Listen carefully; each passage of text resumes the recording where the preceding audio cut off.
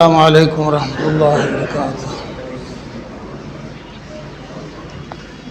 بسم اللہ الرحمن الرحیم۔ الحمد للہ رب العالمین والصلاة والسلام علی رسولہ النبی الکریم۔ اعوذ باللہ من الشیطان الرجیم، بسم اللہ الرحمن الرحیم۔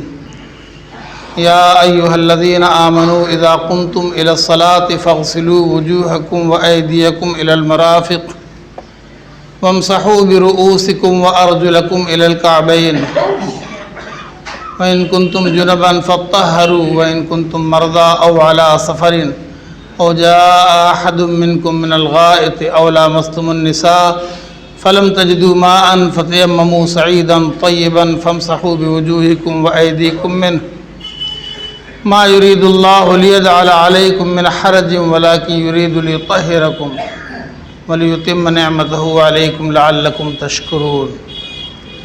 وقال النبي صلی اللہ علیہ وسلم الطہارۃ شطر الایمان۔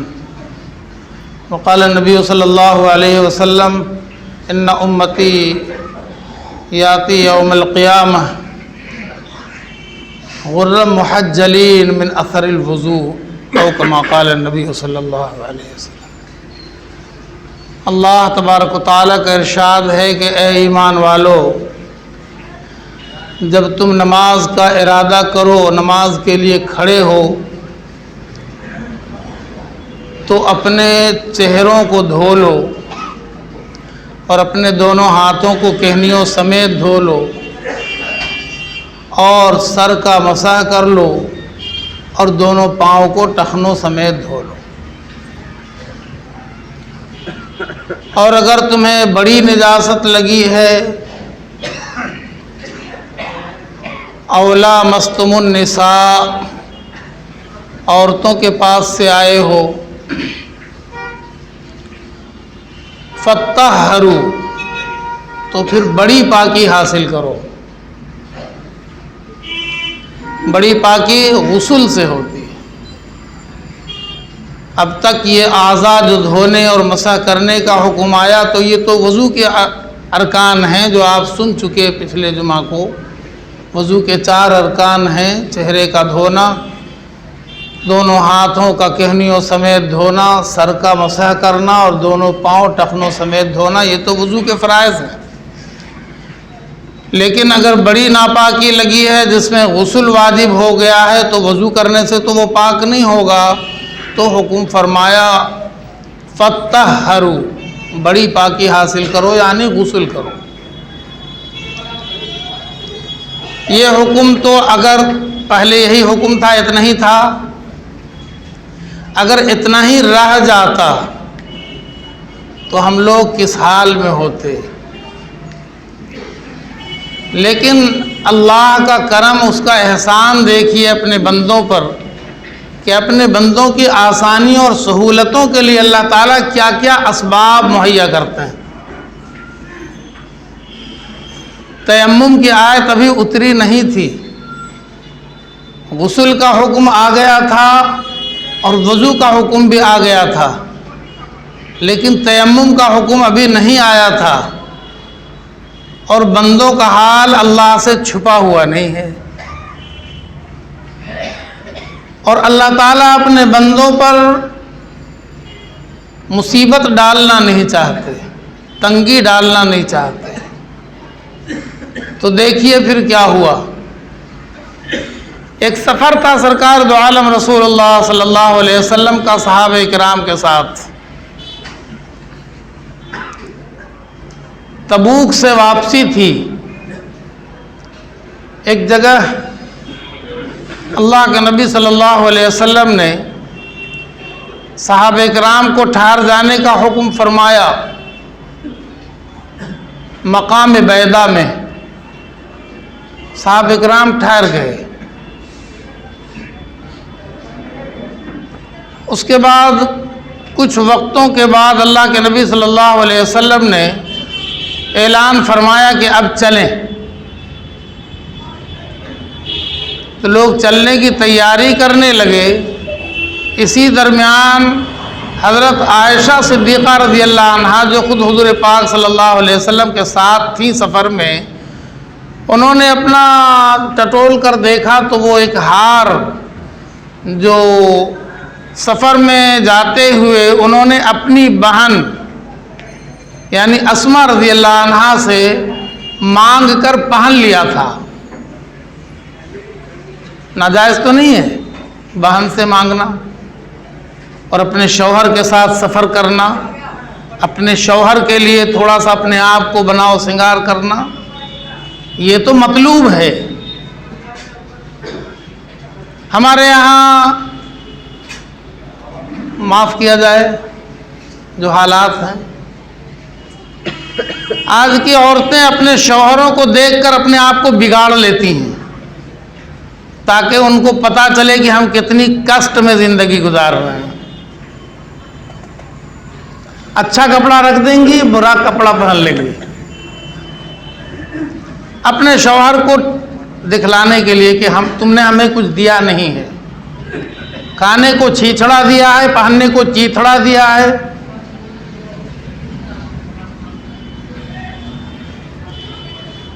حضرت عائشہ رضی اللہ عنہا نے ان کے پاس نہیں تھا، اللہ کے نبی صلی اللہ علیہ وسلم نے دیا نہیں تھا۔ ابا جان ابو بکر صدیق رضی اللہ عنہ نے بھی جہیز میں زیور نہیں دیا تھا، مگر اس کے باوجود عائشہ رضی اللہ عنہا کے دل میں یہ بات تھی کہ میں شوہر کے ساتھ سفر میں جا رہی ہوں، اب میرا شوہر تو کائنات کا سب سے اونچا نبی بھی ہے انسان، تو میں جتنا کر سکتی ہوں اپنی بہن اسما رضی اللہ عنہا سے ایک ہار عاریتاً مانگ لیا اور پہن لیا، اور پہنے ہوئی تھیں۔ جب مقام بیدا سے کوچ کا اعلان ہوا تو ان کو یاد پڑا کہ وہ ہار جو میں پہن کے آئی تھی وہ تو ہے نہیں، تو کہا کہ اپنے سرکار دو عالم رسول اللہ صلی اللہ علیہ وسلم سے کہا کہ مہربانی ہار تلاش کروا دیجئے، میرا ہار غائب ہو گیا۔ اللہ کے نبی صلی اللہ علیہ وسلم نے اعلان فرمایا سب لوگوں کو، بھائی ہار تلاش کرو۔ لوگ ادھر ادھر جھانک تاک کرنے لگے، جو ممکن تھا کرنے لگے، ہار ملا نہیں۔ اسی درمیان سرکار دو عالم صلی اللہ علیہ وسلم اپنے خیمے میں آرام فرمانے لگے، عائشہ رضی اللہ عنہا کے زانوں پر اپنا سر مبارک رکھ کر۔ یہ عین محبت کی بات ہے، اور ایک عورت کے لیے عبادت سے کم نہیں ہے کہ اس کا شوہر اس کے گود میں سکون حاصل کر لے۔ یہ عبادت ہے ہر شوہر کے لیے، ہر عورت کے لیے۔ وہ سکون کی جگہ ہی ہے، وہ سکون کی چیز اللہ نے بنایا ہے۔ وہ الگ بات ہے کہ زمانے کے بگاڑ نے ہمیں کہاں تک پہنچایا ہے کہ آج ایک مرد بھی سکون باہر میں حاصل کر لیتا ہے اور گھر میں پہنچتا ہے تو دل کی دھڑکنیں تیز ہو جاتی ہیں، پتہ نہیں کیا ہوگا، پتہ نہیں کتنا بادل گرجے گا، پتہ نہیں کتنی بارش ہوگی، سکون تو گھر میں نہیں ملتا۔ اور آپ یاد کر لیں سیرت کا ایک باب اور بھی، میں چاہتا ہوں کہ کچھ بات آگے بڑھے، ایسا نہیں کہ ہجرت کے موقع پر جب غار سور میں سرکار دو عالم صلی اللہ علیہ وسلم حضرت ابو بکر صدیق رضی اللہ عنہ کے ساتھ تھے تو کیا منظر آیا تھا؟ تھکے تو دونوں تھے، اور کیا ابو بکر صدیق رضی اللہ عنہ نہیں تھکے تھے کہ حضور کو اپنے کندھے پہ چڑھا کر کے اتنے اونچے پہاڑ پہ چڑھے تھے؟ تو تھکے تو ابو بکر صدیق بھی تھے، لیکن ابو بکر صدیق رضی اللہ عنہ کے دل میں جو اللہ کے نبی کی محبت تھی اس کا تقاضا یہ تھا کہ اللہ کے نبی میں تو قربان ہو جاؤں گا، پر آپ کو آرام چاہیے۔ تو ابو بکر صدیق رضی اللہ عنہ کے گود میں سرکار دو عالم صلی اللہ علیہ وسلم کا سر مبارک تھا، اور آپ کی آنکھ لگ چکی تھی، تھکاوٹ کی وجہ سے نیند آ گئی تھی، اور اسی بیچ میں ابو بکر صدیق رضی اللہ عنہ کو کسی جانور نے ڈس لیا تھا، اور اس کا زہر ابو بکر صدیق رضی اللہ عنہ کے پورے جسم میں پھیل رہا تھا، لیکن ابو بکر صدیق رضی اللہ عنہ نے اپنے جسم کو روک رکھا تھا کہ آقا کی نیند نہ ٹوٹ جائے۔ اگر میں اس تکلیف کی وجہ سے جو زہر پھیل رہا ہے پورے بدن میں، اور وہ جنگلی بچھو یا سانپ کا زہر تھا، اگر وہ پھیل رہا، اگر میں ہل جاؤں گا ذرا سا تو سرکار دو عالم صلی اللہ علیہ وسلم کی نیند کھل جائے گی، تو یہ تو بہت بڑی تکلیف کی بات ہے، اس لیے میں مر جاؤں تو گوارا ہے، آقا کی نیند نہ ٹوٹے۔ یہ قربانی کا جذبہ تھا، یہ محبت کا ایک پیمانہ تھا جو اللہ نے خاندان ابو بکر صدیق رضی اللہ عنہ کو عطا فرمایا۔ آج وہی منظر ہے، حضور بنت ابو بکر حضرت عائشہ رضی اللہ عنہ کی گود میں سر رکھ کر آرام فرما رہے ہیں، اور یہ ایک دم بیٹھی ہوئی ہیں آرام سے۔ ادھر لوگ ہار تلاش کر رہے تھے، ہار ملا نہیں، لوگوں نے کہہ دیا کہ ہار تو ملا نہیں۔ اب کہہ رہے ہیں کہ اب نماز پڑھنے کا وقت آ رہا ہے، اور یہاں تو پانی ختم ہے، کسی کے مشکیزے میں پانی نہیں ہے، کسی برتن میں پانی نہیں ہے، مقام بیضا میں آس پاس کہیں پانی کا وجود نہیں ہے، اور نماز کا وقت قریب آ رہا ہے۔ اب اگر وضو نہیں کریں گے تو ہم نماز کیسے پڑھیں گے، اور نماز ہماری قضا ہو جائے گی۔ اور وہ ہم نہیں تھے، ہمارے جیسے نہیں تھے، وہ صحابہ کرام تھے، وہ نماز کو اپنی جان سے زیادہ قیمتی سمجھتے تھے۔ جان جانا تو آسان ہے، نماز جانا آسان نہیں ہے۔ ہم اس دور میں ہیں کہ پسینہ بھی نہ چلے، نماز چاہے جتنی چلی جائے۔ اب صحابہ میں بے چینی پھیل گئی کہ نماز ہماری قضا ہو جائے گی، یہ ایک ہار کی وجہ سے۔ تو صحابہ کرام کی زبان پر کچھ الفاظ آنے لگے بے چینی کے عالم میں۔ اما ترى ما صنعت بنتک عائشہ، ابو بکر دیکھ رہے ہو تمہاری بیٹی عائشہ نے کیا کر دیا۔ اتنا کڑوا جملہ تھا یہ جو صحابہ کرام کے منہ سے نکلنے لگا، نماز کی بے چینی کی وجہ سے، ذاتی کوئی مسئلہ نہیں تھا، صرف نماز چھوٹ جائے گی، یہ صحابہ کرام کے لیے بہت عظیم الشان بے چینی تھی۔ تو یہ جملے منہ سے نکل گئے، ابو بکر صدیق رضی اللہ عنہ سنتے سنتے بالکل پریشان ہو گئے، یہ سارا مجمع ہم کو کیا کیا بولنے لگ گیا۔ ما صنعت عائشہ حبست برسول اللہ صلی اللہ علیہ وسلم، اللہ کے رسول کو روک کے رکھا ہے۔ جب ابو بکر صدیق رضی اللہ عنہ کے برداشت سے باہر ہو گیا یہ سب سنتے سنتے، تو ایک دم سے اس خیمے میں چلے گئے جس میں سرکار دو عالم رسول اللہ صلی اللہ علیہ وسلم آرام فرما رہے تھے، اور عائشہ رضی اللہ عنہ تھی۔ عائشہ تو بیٹی ہیں، اس میں جانے کی کیا اجازت لینے کی ضرورت، بیٹی کے پاس جا رہے ہیں۔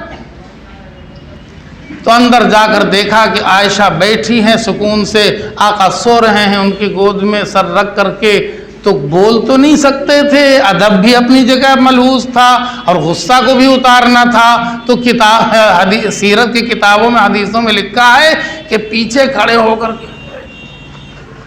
یہاں پر ایسے ایسے انگلی سے ہرکچ رہے، اور کیا کر دیا تم نے، یہ کیا کر دیا تم نے، منہ سے نہیں بول رہے، اشارے سے کیا کر دیا تم نے، اور انگلی سے پیٹھ میں ایسے ایسے۔ عائشہ رضی اللہ عنہ بالکل اکڑ کے بیٹھی ہیں کہ مار دیجئے تو مر جائیں گے، لیکن آقا کی نیند نہیں ٹوٹنے دیں گے۔ باپ ہے نا، باپ کو تو بیٹی کے ساتھ سختی کرنے کا حق ہے ہی، آج کی بیٹیاں تھوڑی ہی تھیں وہ۔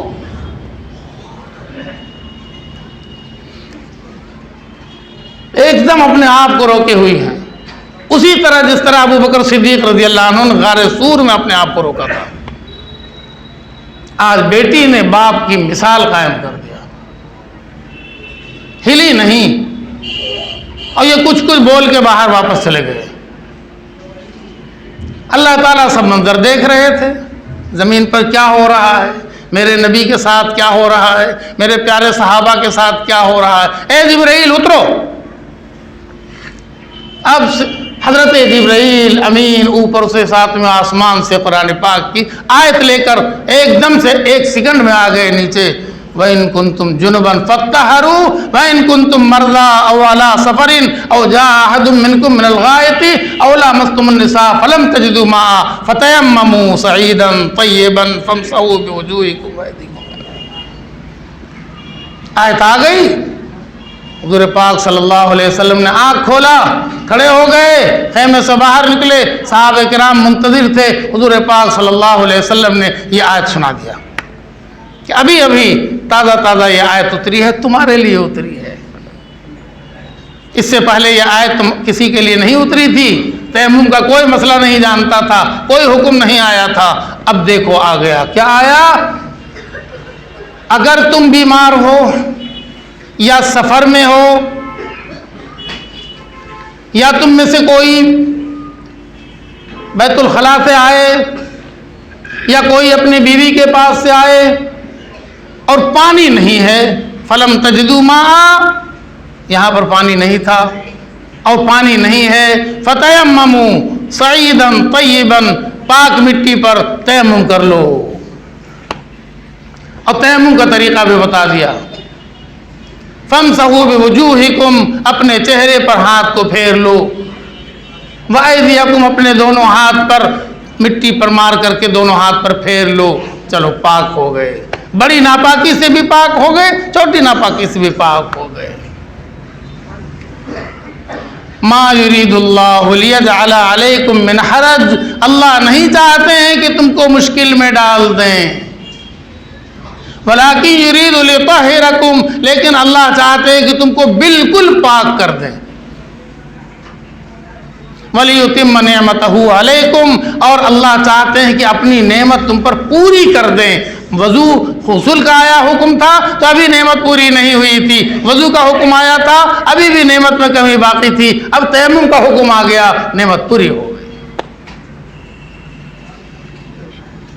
وَلَعَلَّكُمْ تَشْكُرُونَ، تاکہ تم اللہ کا شکر ادا کرنے والے بن جاؤ۔ ابھی آیت سنائی گئی تو صحابہ کرام میں خوشی کی لہر دوڑ گئی۔ اسید بن حضیر رضی اللہ عنہ کھڑے ہو گئے اور انہوں نے کہا کہ ما ہی اول ببرکت یا آل ابو بکر، اے ابو بکر تمہارے خاندان والوں کی طرف سے یہ کوئی پہلی برکت نہیں ہے، اس سے پہلے بھی تمہارے صدقے میں بہت سی برکتیں ہمیں ملی ہیں، آج ایک عظیم الشان برکت مل گئی ہے کہ اب قیامت تک آنے والی یہ امت، قیامت تک آنے والی امت کتنی بڑی مشکلوں سے نکل گئی تمہارے ایک عمل کی وجہ سے۔ اللہ نے تمہارے اس عمل کو دیکھا اور اتنا خوش ہو گئے کہ اتنی آسانی، اتنی سہولت عطا فرمائی۔ یہ تیمم غسل کے لیے بھی کافی ہو جائے گا اور وضو کے لیے بھی کافی ہو جائے گا، شرائط کے ساتھ، بلا وجہ نہیں۔ اس کے باوجود اگر یہ امت پاک نہ رہے، ہے نا، رونے کی بات تو یہی ہے۔ جب اللہ اتنی آسانی دینا چاہتے ہیں، اللہ تعالیٰ قرآن میں اعلان کر رہے ہیں کہ ما یرید لی، اللہ تعالیٰ تم پر کوئی حرج ڈالنا نہیں چاہتے ہیں، ولیکن یرید لیطہرکم، لیکن اللہ چاہتے ہیں کہ تم ہر وقت پاک رہو، ہر وقت پاک رہو، تمہیں کچھ پتہ نہیں ہے کہ کب ملک الموت آ جائے، تم ہر وقت پاک رہو۔ اب دیکھو اتنی آسانی مل گئی۔ اگر امت چاہے کسی بھی وقت میں یہ امت بے وضو نہیں رہ سکتی، بڑی ناپاکی سے تو کبھی سوال ہی نہیں کہ یہ امت سمجھوتا کر لے، وہ تو فوراً اس کو پاک کرنا ہے، کیسے گوارا کر لے گا؟ کوئی آج ابھی ٹوائلٹ کرتا ہے اور شام کو جا کر کے تو غسل نہیں دھوتا ہے، وہ تو اسی ٹائم میں دھو لیتا ہے۔ تو جب ایک بڑی ناپاکی لگ گئی، غسل فرض ہو گیا، تو یہ سوچنا کہ ہم صبح کو غسل کریں گے اور اگر بیچ میں بلاوا آیا اس وقت میں غسل کیوں نہیں کر لیں گے جب فارغ ہو گئے؟ تھوڑی دیر کے بعد پانی ٹھنڈا ہے، ہوائی جہاز کا ٹکٹ تو لے سکتے ہیں، اب غسل کرنے کے لیے پانی گرم نہیں کر سکتے ہیں۔ یہ سب بہانہ بازی ہے۔ آدمی چاہے گا تو کچھ بھی کر سکتا ہے۔ ہمیں پاک رہنا ہے تو جہاں ہم دنیا کا خرچ کرتے ہیں ہم گرم پانی کا بھی انتظام کریں گے، گیزر بھی لگائیں گے یا اور دوسرا کچھ انتظام، ہزاروں قسمیں ہیں سہولت کی، لیکن ناپاک اور اگر کچھ نہیں کر سکتے ہیں تو تیمم کر لو۔ تیمم کر کے اللہ جب اس کو قبول کر رہے ہیں کہ تمہارا مٹی پر ہاتھ پھیر دینا اور چہرے پر مل لینا، ہاتھوں پہ مل لینا، ہم اس کو پاکی مان رہے ہیں، تو تم کو کیا تکلیف ہے؟ اتنا بھی نہیں کر سکتے ہو؟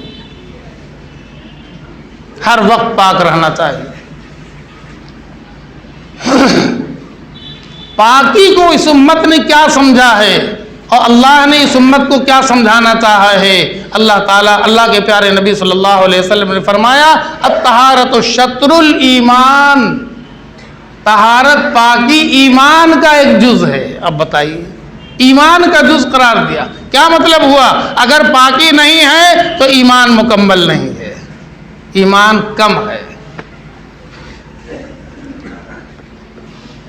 اور حضور پاک صلی اللہ علیہ وسلم نے فرمایا کہ قیامت میں میری امت کی پہچان یہ ہوگی۔ صحابہ کرام نے پوچھا تھا کہ حضور حشر کے میدان میں تو سارے نبی اپنی اپنی امت کو لے کر آ جائیں گے، تو وہاں تو تل دھرنے کی جگہ نہیں ہوگی، اور آپ کی امت تو سارے نبیوں کی امت سے زیادہ بڑی تعداد ہوگی، ہم لوگوں کی بھی بھیڑ بھاڑ ہوگی وہاں پر، تو اے آقا پہچانیے گا کیسے ہم لوگوں کو؟ ہماری پہچان کیسے ہوگی اتنے مجمع میں، بھیڑ میں؟ حضور نے فرمایا ان یاتی امتی غرم محجلین باثر الوضو، وضو سے جو چہرے اور ہاتھ دھوئے جاتے ہیں، پاؤں دھوئے جاتے ہیں، ان کی چمک سورج سے زیادہ ہوگی۔ ہم اپنی امت کو اسی سے پہچان لیں گے۔ یہ چیز اور کسی امت کو نہیں ملے گی کہ ان کا چہرہ، ان کا ہاتھ بھی سورج کی طرح چمکتا ہو۔ میری امت وضو کرتی تھی، جاڑے میں بھی، گرمی میں بھی، پانی ملا تو بھی، نہیں ملا تو سفر میں بھی، ٹرین میں بھی، جہاز میں بھی، یہ میری امت وضو کر کے رہتی تھی۔ تو اس کے اعضائے وضو کی چمک سے ہم اپنی امت کو پہچان لیں گے۔ اللہ تعالی ہم سب کو توفیق عطا فرمائے کہ ہم ہمیشہ پاک رہنے کی کوشش کریں، ارادہ کریں، اللہ سب کے لیے آسان فرمائے۔ پاکی سے بڑھ کر کیا ہے؟ پاکی کے بغیر کوئی عبادت ہے؟ پاک رہنا خود عبادت ہے۔ اور اسی کے ساتھ ساتھ میں نے عرض کیا تھا کہ جب ایک امت پاک رہے گی تو اس کی عبادت بھی قبول ہوگی۔ اور ہمیں تو اپنی عبادت کا بھی عطا پتہ نہیں ہے کہ ہم جیسی اٹھی بیٹھی کرتے ہیں کیا وہ واقعی عبادت ہے۔ تو ہم نے گزشتہ جمعہ تھوڑا سا بتایا تھا کہ نماز جو ہم پڑھتے ہیں اور جو رمضان المبارک میں نمازیوں کی بھیڑ لگ جائے گی تو کم سے کم ہمیں اپنی نماز تو آنی چاہیے۔ میں نے بتا دیا تھا کہ غسل میں 3 کام فرض ہے نا، 3 کام فرض ہے، سب کو امید ہے کہ یاد ہوگا ہی۔ کلی کرنا، غسل کا مطلب یہ کہ بڑی پاکی حاصل کرنے کے لیے جو بیوی کے پاس سے آئیں، جنابت جن کو ہو جائے، جنبی ہو جائیں، ان کو غسل کی ضرورت ہے، تو کلی کیے بغیر اور ناک میں یہاں تک پانی پہنچائے بغیر غسل نہیں ہوگا۔ یہ 2 کام کرنے کے بعد تب پورے باڈی پر پانی ڈالیں گے اور ملیں گے، صاف کریں گے، تو انشاءاللہ اچھی طرح پاک ہو جائیں گے۔ اسی کو فطہروا کہا گیا۔ وضو میں 4 کام فرض بتا دیا تھا کہ چہرے کا پورے طور پر دھونا، اور گھنی داڑھی ہے تو داڑھی کے اندر بھی پانی پہنچانا تاکہ وہ کھال جو ٹھڈی کے اوپر ہے وہ گال کی کھال بھیگ جائے، اور پھر سر کا مسح کرنا، ٹوپی کا نہیں۔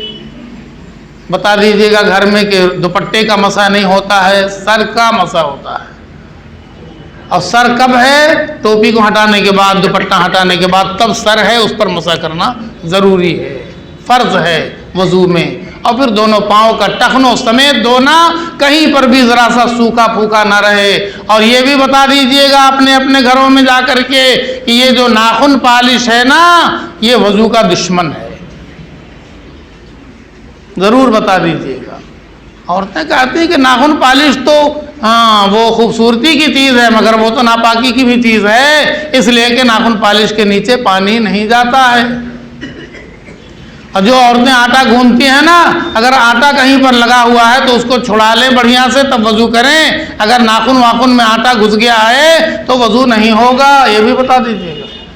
ناخن پالش صاف کر لیں، کھرچ دیں، اس کو نہ لگائیں۔ اللہ نے ایسے ہی خوبصورت بنایا ہے، بنایا نہیں بنایا؟ جب اللہ کہہ رہا ہے لَقَدْ خَلَقْنَا الْإِنسَانَ فِي أَحْسَنِ تَقْوِيمٍ، ہم نے انسان کو بہترین سانچے میں ڈالا ہے، تو اوپر سے پالش کرنے کی اب کیا ضرورت ہے؟ مگر افسوس تو یہی ہے کہ اب تو پاکی ناپاکی کا بھی خیال نہیں رہا۔ وہ جو لپسٹک لگایا جاتا ہے، پتہ ہے اس سے پہلے بھی میں نے کبھی کہا ہوگا، لپسٹک میں سور کی چربی ہوتی ہے، یہ مائک پر کہہ رہا ہوں، آن ریکارڈ۔ دنیا کی کوئی کمپنی ایسی نہیں ہے جو لپسٹک بنا دے بغیر سور کی چربی کے، اس لیے کہ سور کی چربی ہی میں وہ طاقت ہے جو انسان کی باڈی کے ہیٹ کو برداشت کر سکے، ورنہ اگر وہ چربی نہیں ڈالی جائے گی تو وہ ہونٹ پر لگاتے کے ساتھ وہ پگھل کے گر جائے گی، صاف ہو جائے گی، لیکن وہ دکھائی پڑے دن بھر آفسوں میں لال لال دکھائی پڑے، اس کے لیے تو سور کی چربی کا لپسٹک ہی ضروری ہے۔ اب سوچئے، اس کے بعد وہ نماز بھی پڑھ لیں گی، بتا دیجئے گا کہ کوئی ضرورت نہیں ہے ناخن پالش لگانے کی اور کوئی ضرورت نہیں ہے لپسٹک لگانے کی، تم ایسے ہی اچھی لگ رہی ہو خدا کے فضل و کرم سے، منع کر دیجئے۔ تو بتا رہے تھے کہ وضو میں چہرے کا دھونا اچھی طرح سے، اور دونوں ہاتھوں کا کہنیوں سمیت دھونا، اور سر کا مسح کرنا، اور دونوں پاؤں ٹخنوں سمیت دھونا، یہ تو وضو میں فرائض ہو گیا۔ جب وضو اور غسل آپ کا صحیح ہو گیا تو نماز پڑھ لیں۔ نماز میں دیکھیں 7 کام پہلے ہونا ہے، جس میں 2 کام تو ہو گیا، جسم پاک ہے اور وضو بھی ہے، بڑی ناپاکی سے بھی آپ پاک ہیں، چھوٹی ناپاکی سے بھی پاک ہیں، کپڑا بھی پاک ہو،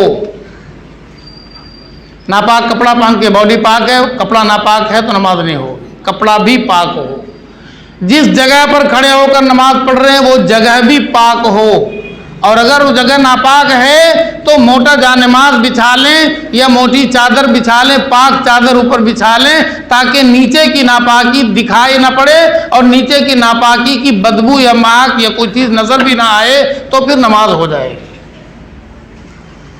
یعنی زمین کا وہ حصہ جو باڈی میں ٹچ کر رہا ہے سجدہ میں جانے میں، وہ پاک ہونا چاہیے، چادر بچھا کر، جانماز بچھا کر، چٹائی بچھا کر، ہاں تو نیچے اس کے ناپاکی ہے تو اس سے کوئی فرق نہیں پڑتا ہے۔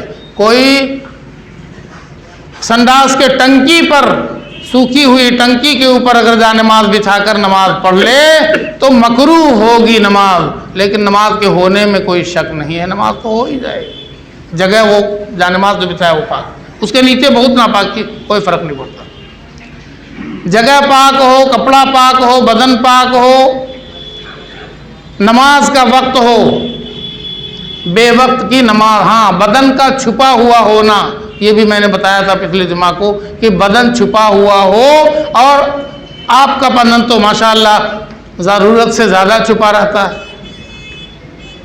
نہیں، اللہ اس کے رسول نے تو بتایا کہ ہماری امت کے لوگ ٹخنے سے اوپر کپڑا پہنیں گے، لیکن یہ امت تو زیادہ تر ٹخنے سے نیچے تک پہنتی ہے نا، اوور ڈریس، ضرورت سے زیادہ۔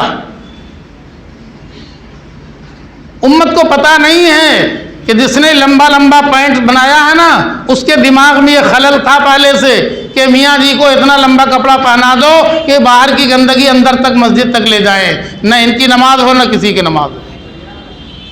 دماغ کے خلل والوں نے یہ لمبا لمبا پینٹ سلوا دیا اور امت نے قبول کر لیا آسانی سے، امت کے سامنے نہیں آیا۔ سرکار دو عالم رسول اللہ صلی اللہ علیہ وسلم کا ارشاد گرامی ویل وہ اس بات کہ وہ جو ٹخنا سے نیچے جتنا کپڑا لٹکے گا نا، وہ جہنم کے سب سے خطرناک گھاٹی میں جلایا جائے گا۔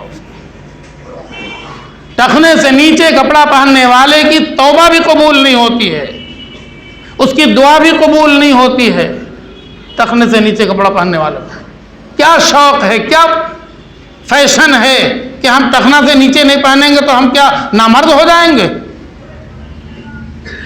اس کے بعد اندر جا کے دیکھ لیجیے، جن کا سطر میں نے گزشتہ جمعہ بھی بتایا تھا، ریپیٹ کر رہا ہوں کہ چہرہ اور ہتھیلی اور دونوں قدم کے علاوہ پورا جسم سطر ہے، عورتوں کا پورا جسم چھپا ہوگا ان تین کے علاوہ تو نماز ہوگی، اور اگر جسم کا کوئی حصہ کہیں پر سے بھی 3 انگلی کے برابر، چھوٹی انگلی کے برابر کھلا رہا تو نماز نہیں ہوگی۔ اب تو لوگوں نے کپڑا ہی سلا دیا کہ پورا بدن چاہے چھپا لو، ہم دونوں مونڈھا تو چھپنے نہیں دیں گے۔ اب تو دونوں مونڈھا کو اتنا اتنا کاٹ کاٹ کر کے کھڑکی کھول دیتے ہیں لوگ کپڑوں۔ تم کتنا کپڑا چھپاؤ گے، ہم تو مونڈھا دکھلا ہی دیں گے کہ گورا ہے کہ کالا ہے۔ اب ایسا کپڑا بن گیا۔ ہماری بیٹیوں نے بھی قبول کیا، ہماری بہوؤں نے بھی قبول کر لیا، ہماری ماؤں نے بھی، بہنوں نے بھی قبول کر لیا۔ یہ نہیں دیکھا کہ ہمیں تو نماز پڑھنا ہے اور نماز میں تو پورے بدن کو چھپانا ہے، یہ سب کپڑا پہنیں گے تو اب تو نیٹ والا کپڑا آ گیا نا، تو کپڑا بھی ہے، بے پردہ بھی ہے۔ وہ کپڑا اپنی خوبصورتی الگ دکھلا رہا ہے، جسم اپنی خوبصورتی الگ جھلکا رہا ہے۔ یہ نیٹ والے کپڑے کا کوئی مطلب ہے؟ تو اتارو اس کو بھی، ہٹاؤ، پیسہ بھی بچے گا۔ استغفر اللہ ربی۔ عورتوں کا جسم چھپا ہوا ہوگا تو نماز ہوگی، مردوں کا جسم بھی ناف سے لے کر گھٹنے تک ایک دم چھپا ہونا چاہیے، اور ادب کا تقاضا ہے کہ سر بھی چھپا ہوا ہو اور سینہ بھی چھپا ہوا ہو، پیٹھ بھی چھپی ہوئی ہو، ٹخنے سے اوپر کا پیر بھی چھپا ہوا ہو، ٹخنے سے اوپر، اور نماز کا وقت بھی ہو۔ نماز کے بے وقت نماز پڑھنے سے نماز ان الصلاۃ کانت علی المؤمنین کتابا موقوتا دے کے لکھا ہوا ہے کہ نماز تو ہر نماز اپنے وقت کے ساتھ مقرر ہے، اسی وقت میں وہ نماز پڑھی جائے گی۔ اب دکانداری ہے، ملازمت ہے، یہ سب بہانے ہیں، اس لیے اکٹھا ہی عشاء کے وقت میں سب نماز پڑھ لیں گے، تو قرآن کی آیت کا کیا مطلب ہوا؟ ان الصلاۃ کانت علی المؤمنین کتابا موقوتا، کہ ہر نماز کا وقت مقرر ہوا ہے اللہ کی طرف سے، اسی وقت میں نماز ہوگی۔ باقی اور کسی وقت میں پڑھ لے تو اللہ کی مرضی ہے، لیکن گارنٹی کوئی نہیں۔ اور قبلہ کی طرف منہ کر کے نماز پڑھنا ہے۔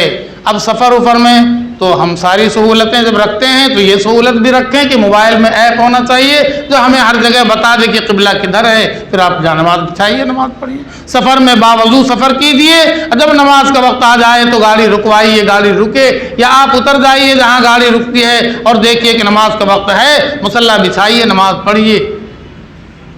نماز وقت پر ہو، قبلہ کی طرف منہ کر کے نماز پڑھا ہو، اور نماز کی نیت بھی ہونی چاہیے، نماز کی نیت بھی ہونی چاہیے۔ یہ سب 7 شرطیں ہیں نماز کے پہلے۔ اب نماز میں آتے ہیں، نماز شروع کریں گے تو 7 کام نماز کے اندر بھی ہوگا۔ نمبر 1، تکبیر تحریمہ، اللہ اکبر۔ بغیر اللہ اکبر کیے کوئی ہاتھ باندھ لے گا تو نماز نہیں ہوگی۔ تکبیر تحریمہ فرض ہے، اللہ اکبر کہنا فرض ہے، اور پہلا فرض ہے۔ قیام، کھڑا ہونا نماز میں فرض ہے۔ اب سوچ لیں کہ بیٹھنا ایک مجبوری کی چیز ہے لیکن شوقیہ نہیں ہے۔ کوئی معمولی بہانہ بنا کر اگر قیام نہیں کرتا ہے تو وہ اپنی نماز کی خیر منائے گا، اس لیے کہ قیام نماز میں کھڑا ہونا فرض ہے، مجبوری ہے۔ تو آپ جانیے، اللہ جانے آپ کی کیا مجبوری ہے، کسی کو پوچھنے کا حق تو نہیں ہے، لیکن آپ تو خود سے پوچھ سکتے ہیں کہ کیا تمہاری نماز ہو رہی کہ نہیں ہو رہی۔ قیام تو فرض تھا، باقی سب کام کے لیے تو قیام ہو ہی رہا ہے، سلام بھی ہو رہا، قیام بھی ہو رہا، طعام بھی ہو رہا، لیکن نماز کا قیام غائب ہو رہا ہے۔ ہاں، قیام بھی فرض ہے، کھڑا ہونا، اور قرات بھی فرض ہے۔ قرات کا مطلب قرآن صحیح پڑھنا، قرات کا مطلب ہے قرآن صحیح پڑھنا۔ اب صحیح وہی پڑھ سکتا ہے جو صحیح سیکھے گا، اور جب جس نے سیکھا نہیں ہے، جیسے تیسے ہو گیا ہے، تو جو پڑھے گا وہ پڑھے گا، اللہ جانے کیا پڑھ رہا۔ قرآن کا پڑھنا فرض ہے، اس لیے اس میں کمی کوتاہی نہیں ہونا چاہیے، صحیح قرآن پڑھنا چاہیے۔ رکوع کا مطلب یہ ہے کہ جھک جائے، سر اور پیٹھ برابر ہو جائے کمر کے، ایک دم لیول میں آ جائے، ہاں کہ اگر گلاس میں پانی بھر کے رکھ دیا جائے تو نہ گرے، چھلکے نہیں، اس کو رکوع کہتے ہیں۔ اور اتنے دیر تک جھکے کہ پورا جسم سائلنٹ ہو جائے تو سمجھیے رکوع ہو گیا، جو نماز کا فرض ہے۔ اور اگر گئے اور اٹھے تو رکوع نہیں ہوا۔ رکوع فرض ہے تو اس میں کچھ تو وقت آپ دیں گے نا رکوع میں، کہ خالی گئے اور اٹھ کے آئے تو رکوع ہوا کدھر؟ رکوع فرض ہے، اور فرض کے بغیر عمل نہیں ہوگا۔ دونوں سجدے فرض ہیں، سجدے کے بھی آداب لکھے ہیں، ہاں پہلے دونوں گھٹنا زمین پر ٹکے گا، پھر دونوں ہاتھ ٹکے گا، پھر ناک ٹکے گی، پھر پیشانی، یہ سب زمین پر ٹک جائیں گے۔ اور سکون کے ساتھ سجدے میں سبحان ربی الاعلی، سبحان ربی الاعلی، سبحان ربی الاعلی پڑھے گا تو ایک سجدہ ہوگا، پھر بیٹھے گا آرام سے، پھر دوسرا سجدہ اسی طرح سکون سے کرے گا۔ تو یہ نماز کا فرض ہے، دونوں سجدہ صحیح ہونا چاہیے۔ اور اس کے بعد دوسری رکعت پھر اسی طرح پڑھنے کے بعد جو اخیر میں بیٹھتے ہیں، جس میں التحیات، درود، دعا پڑھ کے سلام پھیرتے ہیں، وہ بیٹھنا بھی فرض ہے۔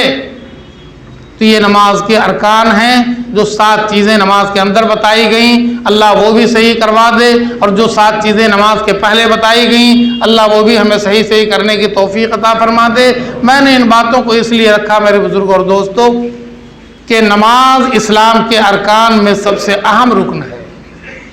ہماری نماز درست ہو جائے۔ سچ بات تو یہ ہے کہ اس امت کے صحیح ہونے کا معیار اس کی نماز کا صحیح ہونا ہے۔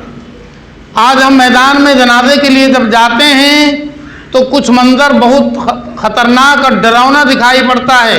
ایک تو یہ منظر ہوتا ہے کہ کچھ لوگ روڈ پر کھڑے رہتے ہیں، مسجد میں جماعت ہوتی رہتی ہے، ان کے دل پر ذرا اثر نہیں پڑتا ہے کہ ہم جنازہ پڑھنے آئے ہیں اور یہاں 5 وقتہ کی نماز ہو رہی ہے، اس میں شریک نہیں ہوتے ہیں۔ وہ صرف روڈ پر کھڑے ہو کے دھوپ تاپتے ہیں کہ جب یہ لوگ نکلیں گے تو ہم بھی جا کر جنازہ پڑھ لیں گے۔ کیا ان کی جنازے کی نماز ہو جائے گی؟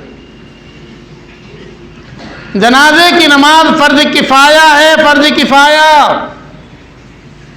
1 2 آدمی 3 آدمی بھی اگر پڑھ لے گا تو اللہ کسی سے نہیں پوچھیں گے کہ تم نے کیوں نہیں پڑھا، تم نے کیوں نہیں پڑھا، تم نے بھائی 3 آدمی تو پڑھ لیا، چلو ہو گیا۔